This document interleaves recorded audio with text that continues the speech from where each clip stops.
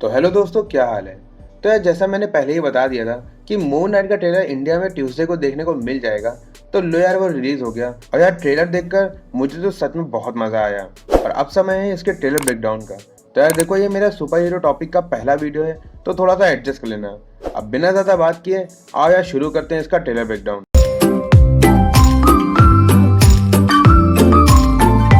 तो ट्रेलर के सबसे पहले शॉट में हमें मार्क स्पेक्टर यानी सीरीज का मेन कैरेक्टर अपने रूम में लेट के पजल खेलता हुआ दिखता है और बैकग्राउंड में वो कह रहा है कि मुझे नींद की बीमारी है और सेम टाइम उसके माइंड में मल्टीपल डिस्टर्बिंग थॉट्स भी चल रहे होते हैं।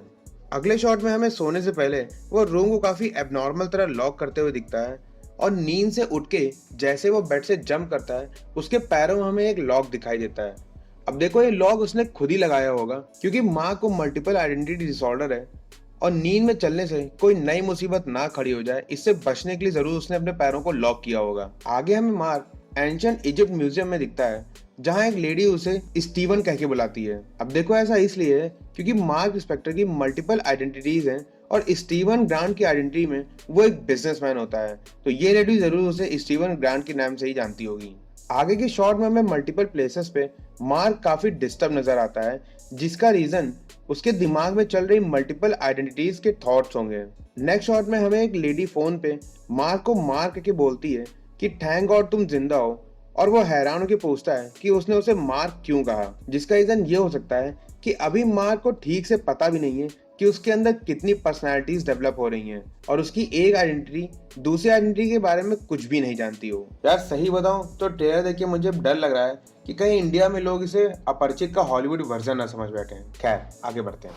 ट्रेलर में आगे हमें ईथन हॉक का कैरेक्टर नजर आता है जो सीरीज में विलन यानी एजेंट हैरो का रोल कर रहा है और पूरी पब्लिक उसे रिस्पेक्ट में बो कर रही होती है। देखो, कॉमिक में कैरेक्टर फर्स्ट टाइम 1985 के मून नाइट फिस्ट ऑफ कॉन्शू के इशू 2 में नजर आया था, जो एक साइंटिस्ट होता है और उसे पेन थ्योरी में रिसर्च के लिए नोबेल प्राइज भी मिला होता है, जिसे उसने नाजीज के एक सीक्रेट एक्सपेरिमेंट से चुराया होता है। लेटर ऑन वो इनोसेंट लोगों पे रिसर्च करने लगता है और मून नाइट की नजर उस पर पड़ जाती है। आगे हमें ट्रेलर में एक इजिप्शियन पिरामिड दिखता है और इस शॉट में मार्क पिरामिड के अंदर खड़ा है।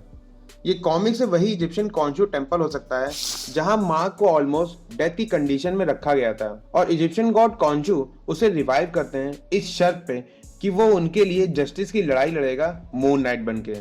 और फाइनली हमें अमेजिंग शॉट मिलता है मार्क के मून नाइट बनने का और कुछ दुश्मनों की पिटाई करने का, जहां मे भी ये आदमी दुश्मन के हो सकते हैं जिन्होंने ऑलमोस्ट मार्क को मार ही डाला था मून नाइट बनने से पहले। दोस्तों, ये था आज का मेरा मून नाइट का ट्रेलर ब्रेकडाउन। अगर तुमने ट्रेलर देखा हो और मुझसे कोई भी डिटेल मिस हो गई हो तो यार कमेंट में जरूर बताना, और वीडियो पसंद आया तो इसे लाइक जरूर करना।